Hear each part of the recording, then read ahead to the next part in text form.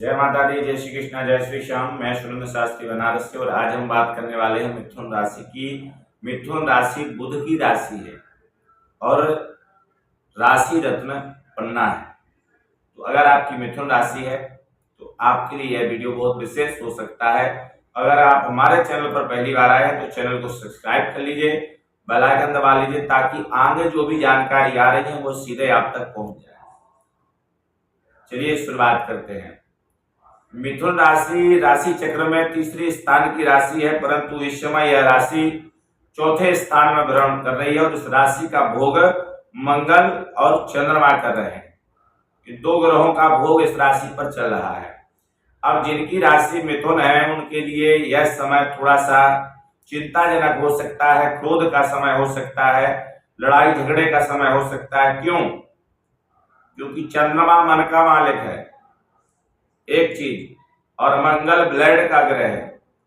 मंगल खून से संबंध रखता है और चंद्रमा मन से संबंध रखता है। अब दोनों का तालमेल क्या है? खून भी हमारे हृदय से ही संचालित होता है। चंद्रमा शांत और मंगल तेज। तो यहाँ पर स्थितियां थोड़ी सी क्रोध की बनेगी, तो आप किसी भी प्रकार से अपने क्रोध को नियंत्रण में रखें, उससे आपको बहुत लाभ होगा। आगे की व्यवस्था क्या है? कुछ समय बीच में ऐसा आएगा जिसमें आपके लिए थोड़ा सा दिक्कत वाला समय आ सकता है और शारीरिक कष्ट भी हो सकते हैं। तो उन सभी चीजों के लिए बचने के लिए आप अघोरेभ्यो तो घोरेभ्यो घोर घोर तरेभ्यः सर्वेभ्यः सर्व सर्वेभ्यो नमस्ते अस्तु रुद्र रूपेभ्यः। इस महामंत्र का जाप भी आप कर सकते हैं अथवा अपने आचार्य गणों के साथ करा सकते हैं। सहजता से अगर आप इस चीज को नहीं कर पा रहे हैं, कठिनाई समझ में आ रही है आपको, तो आपके लिए सबसे विशेष है कि आप प्रतिदिन देवालय में जाएं, भगवान शंकर के मंदिर में पहुंच करके थोड़ा सा पंचामृत ले जाएं और जाकर भगवान शंकर पर चढ़ा दें और साथ में मसूर की दाल और चावल दोनों को मिला करके अर्पण करें, जिससे भगवान शंकर की कृपा विशेष रूप से आपको प्राप्त होगी और जो स्थितियां आपकी बनी हुई हैं वह स्थिति से आपको छुटकारा मिलेगा। तो अगर आपकी राशि मिथुन है तो आपके लिए यह वीडियो विशेष है। अब हम बात करें मिथुन राशि के अधिपति बुध की, तो बुध इस समय प्रथम भाव में विचरण कर रहे हैं, क्योंकि मिथुन राशि का मालिक कौन है? बुध मालिक होते हैं मिथुन के। और जिनकी राशि मिथुन होती है वह व्यक्ति बहुत ही सौम्य कह लीजिए, बहुत चंचल कह लीजिए, बहुत आकर्षक कह लीजिए, बहुत दिव्य होते हैं। इतने दिव्य होते हैं कि वह कहीं पर भी जाते हैं लोग उनसे प्रभावित हो जाते हैं। मित्र बनाना इनके सहजता का काम है, जैसे जाएंगे लोग मित्र बन जाते हैं।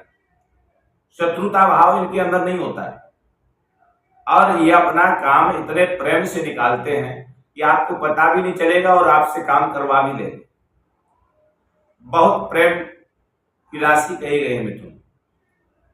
अब जैसे आपकी कुंडली में किस भाव में है, कौन से ग्रह की महादशा चल रही है, किस ग्रह की अंतर्दशा चल रही है, बुध कितने डिग्री पर चल रहे हैं, किस ग्रह की साथ में है, इन सभी चीजों को विशेष रूप से देखा जाता है। तब आपकी विशेष रूप से जो स्थिति है वह स्पष्ट हो जाती है। तो उसके लिए आपको अपनी कुंडली का विशेष विश्लेषण कराना पड़ेगा। उचित आचार्य गणों के माध्यम से या अपने गुरु पुरोहित के माध्यम से अपनी कुंडली का शुद्ध विश्लेषण कराएं, उससे आपको अपने बारे में जानकारी मिल सकती है। अगर आप निःशुल्क कराना चाहती हैं तो हमारे चैनल में कमेंट बॉक्स में आप कमेंट करिए अपना जन्म तारीख, महीना, सन और समय और जिस स्थान पर जन्म हुआ है उस स्थान। तो निश्चित है इस चैनल पे आपको आपकी कुंडली का निःशुल्क फलादेश प्राप्त हो जाएगा।